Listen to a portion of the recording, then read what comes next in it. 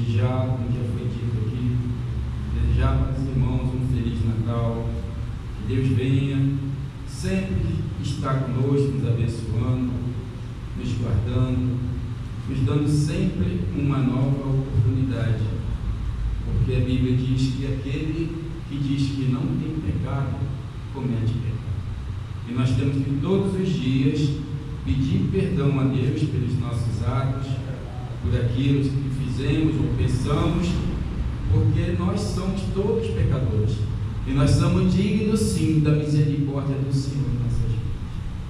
Eu convido os irmãos a abrir as nossas Bíblias no Evangelho de João, no capítulo 14. Evangelho de João, capítulo 14. Glorificado, exaltado seja o nome do Senhor Jesus. Aquele que está à direita do Pai, e que um dia lhe disse que viria para nos buscar. Diz assim a palavra do Senhor: não se turbe o vosso coração, crede em Deus, crede também em mim. Na casa de meu Pai há muitas moradas. Se não fosse assim, eu não teria dito, pois vou preparar-vos um lugar, e aonde eu for, e eu vos preparar o lugar, virei outra vez, e vos levarei para mim mesmo, para que, aonde eu estiver, estejais vós também. Mesmo vós sabeis para onde vou, e conheceis o caminho. Só até aqui. Glória a Deus. Vitória a Deus dará a mim, eu sei. Vitória a Deus dará a mim, eu sei. Se eu andar na sua luz e confiar só em Jesus, vitória a Deus dará a mim, eu sei. Glória a Deus. Nós acabamos de ler na palavra do Senhor, no versículo 1, que diz: não se turbe o vosso coração, crede em Deus e crede também em mim.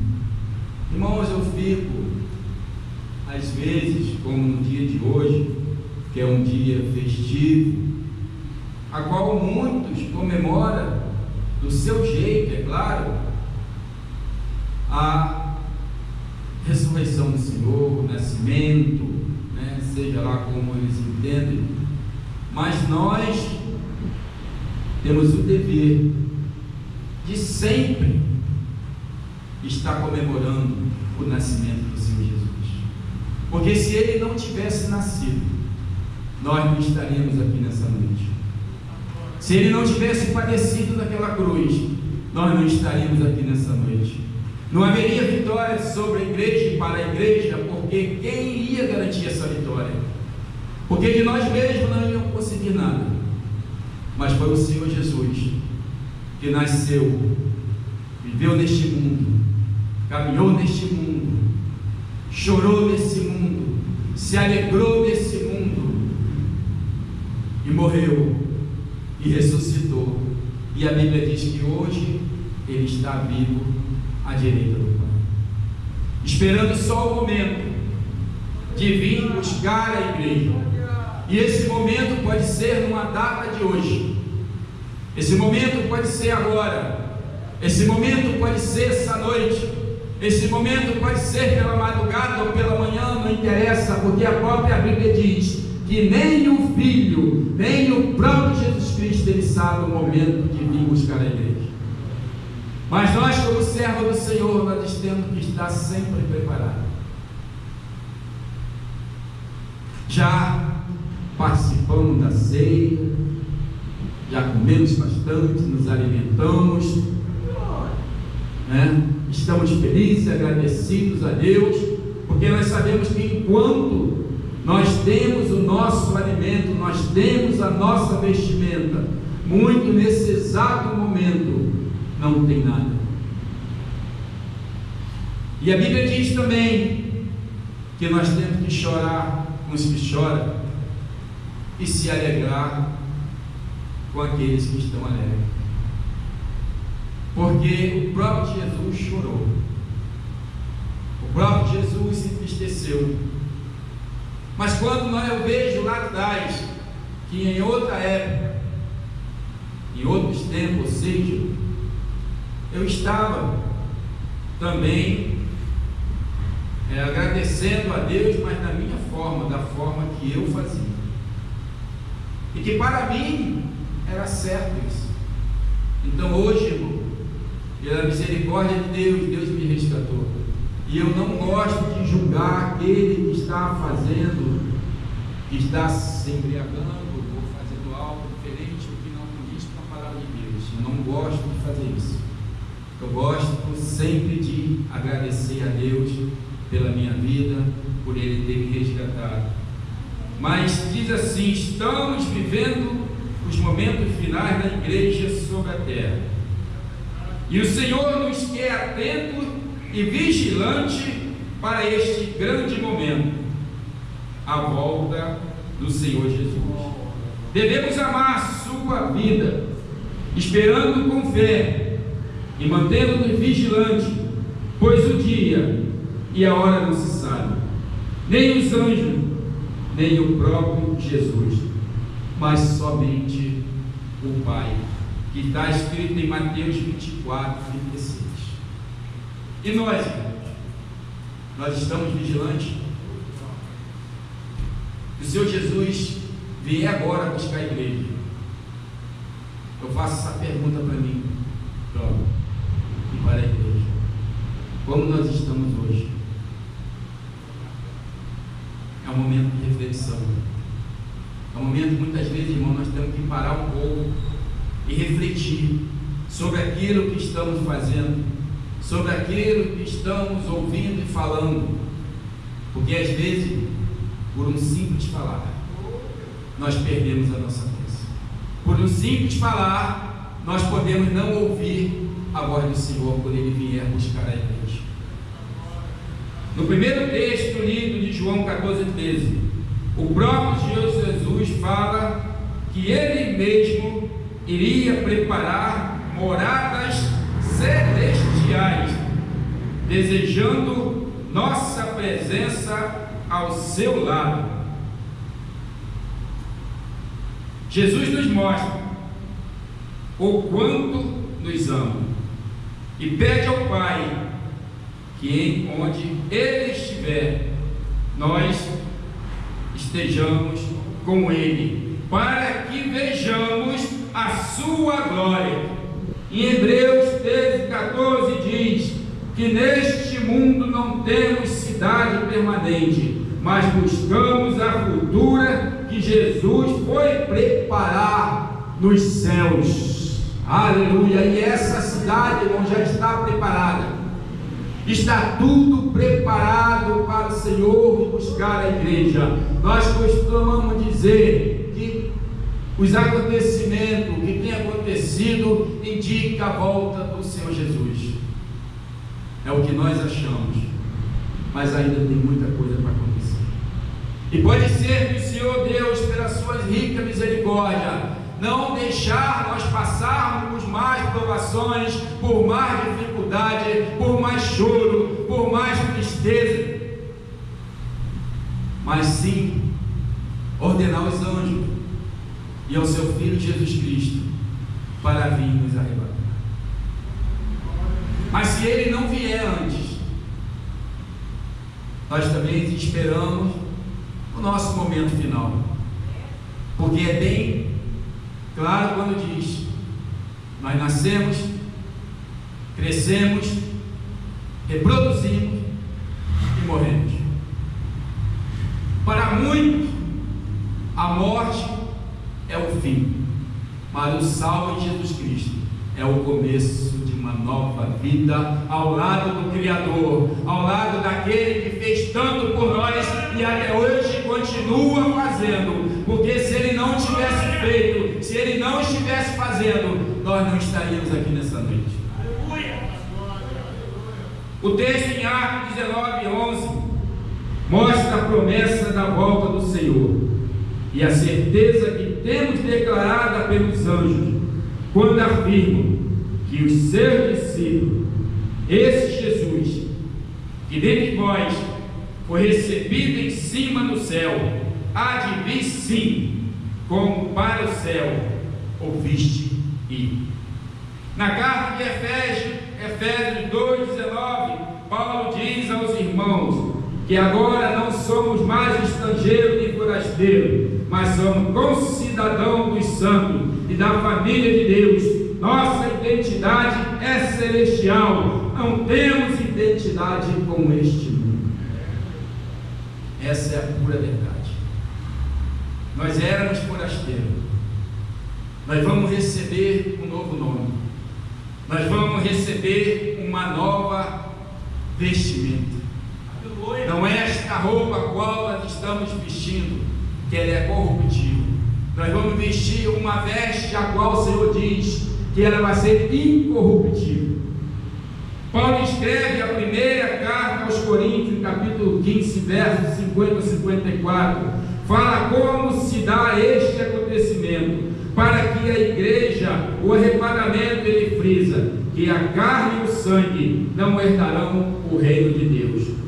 Portanto, o que é corruptível e mortal será transformado em incorruptível e imortal. Então, transformados num abrir e fechar de olhos, nós encontraremos com o Senhor, pois só assim o podemos contemplar. Moraremos com Ele no céu, onde Ele está preparando morada para todos que crerem no sacrifício do Senhor Jesus. Sacrifício do Senhor Jesus. E nós, irmãos, o que nós estamos fazendo? Será que basta a gente vir aos cultos? Será que basta a gente abrir nossas armas e louvar o Senhor? Será que basta a gente estar aqui fazendo a obra de Deus? Porque, como já foi dito nessa noite, ainda que façamos tudo isso muito mais, não seria nada pelo grande sacrifício que o Senhor Jesus fez por nós naquela cruz do Calvário. Irmão, nós podemos contemplar a tristeza e a dor. Quanta dor o nosso Senhor Jesus Cristo passou, sem ter feito nada, sem merecer nada daquilo, enquanto nós é que éramos os verdadeiros culpados. Era nós que deveríamos passar por tudo que Ele passou. Mas Deus sabe na nossa limitação. Ele conhece e sabe até quando cada um de nós suportamos as provações. Por isso que muitas vezes nós falamos que a cruz está tão pesada. Senhor, me ajuda, eu não estou conseguindo carregar. Mas eu quero te dizer uma coisa nessa noite: Deus não te dá nada que você não possa suportar. E aonde Ele der, que Ele vê que você não aguenta mais, que as suas forças se esgotaram, Ele próprio, o próprio Deus, Ele vai fazer por mim e por você. Paulo escreve assim o arrebatamento: primeiro aos mortos em Cristo ressuscitarão, depois nós, o que estamos vivos, seremos transformados. Será glorioso quando o mundo perceber o fato. A igreja já estará com o Senhor no céu, nas bodas do Cordeiro. Irmão, esse dia vai ser um dia muito triste, porque vai haver muito desastre, vai haver procura. Onde dá a irmã Celina? A irmã estava sempre nesse culto e a irmã não apareceu hoje, ela não é de faltar. Cadê a diaconisa Aparecida? Também não veio. Será que ela está trabalhando hoje? Cadê os irmãos que eu via sempre nessa igreja e eles não estão mais? E logo hoje que eu vim para aceitar Jesus Cristo como Salvador, mas nesse dia os irmãos já foram arrebatados pelo Senhor, já foi para a glória com o Senhor, já recebeu um novo nome, uma nova veste, já está ao lado do Senhor, na moradia celestial que o Senhor preparou para a igreja lavada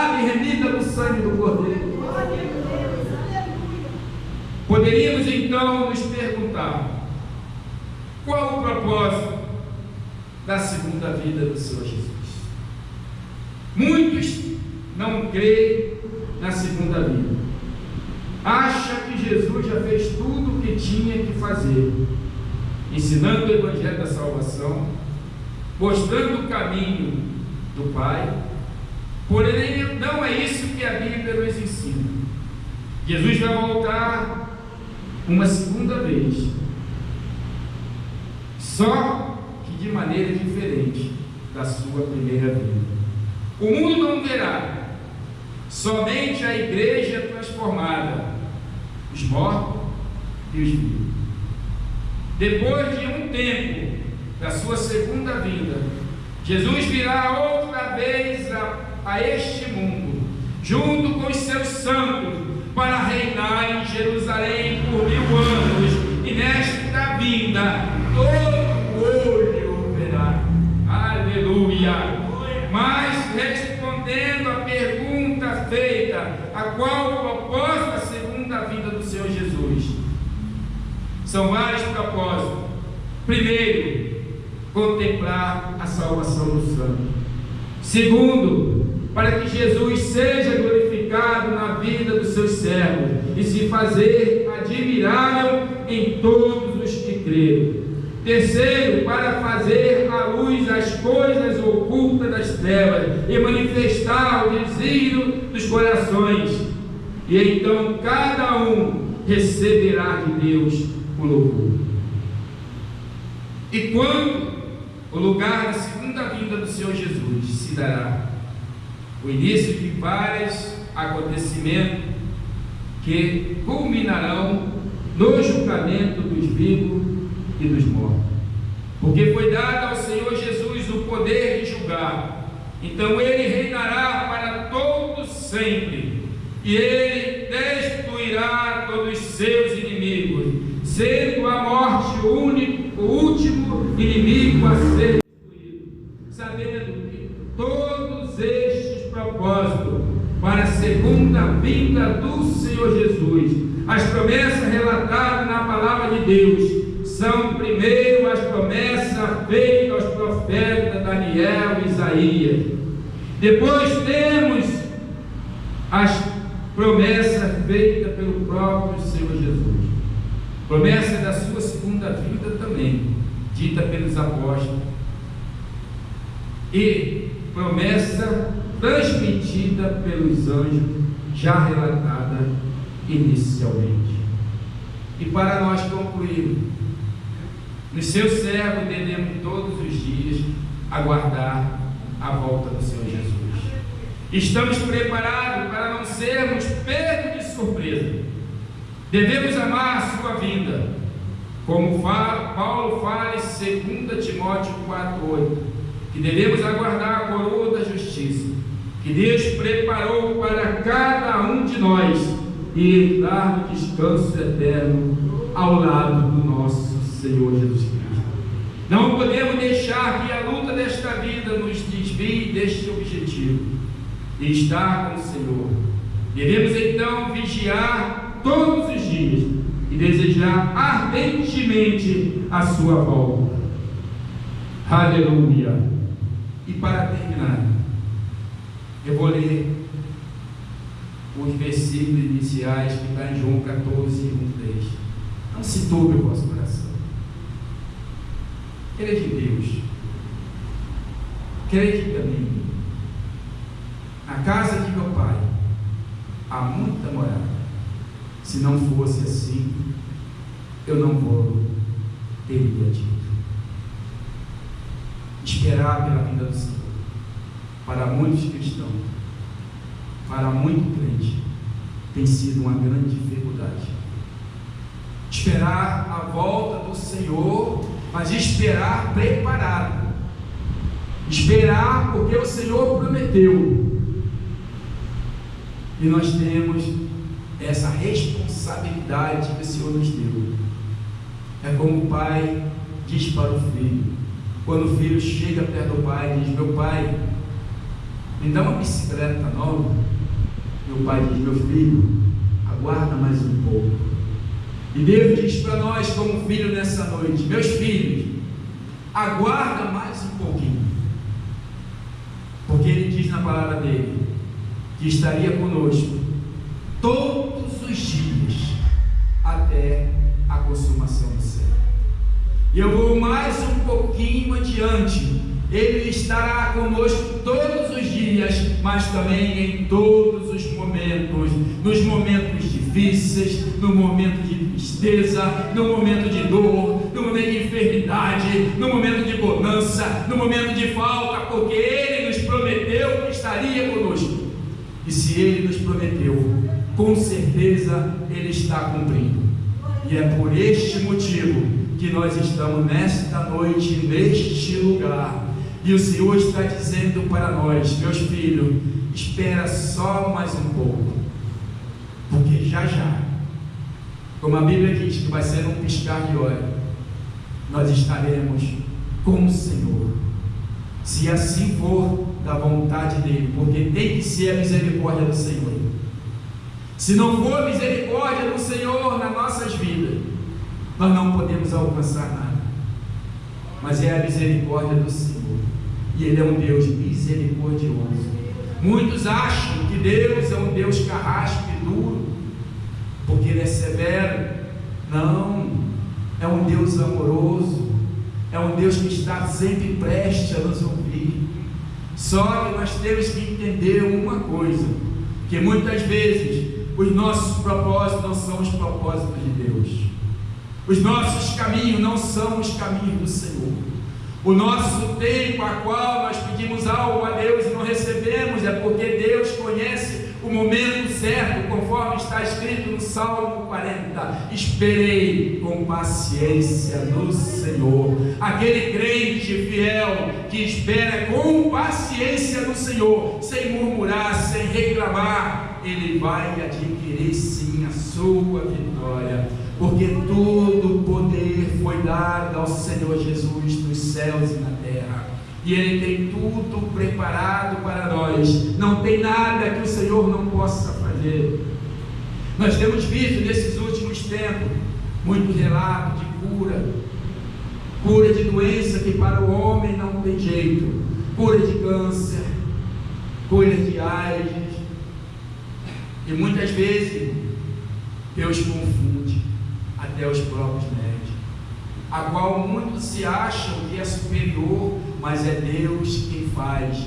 Quando nós vemos um médico abrir uma pessoa, um ser humano, de cima até embaixo, tirar tudo para fora e depois colocar tudo no lugar, não é a medicina, e sim a mão do Senhor Jesus, porque Ele é o médico dos médicos, Ele é o advogado dos advogados, Ele é o nosso juiz justo e verdadeiro. Ele não vai aumentar e nem vai diminuir, Ele vai nos julgar e vai dar a cada um de nós aquilo que cada um de nós merecemos receber, nem mais nem menos.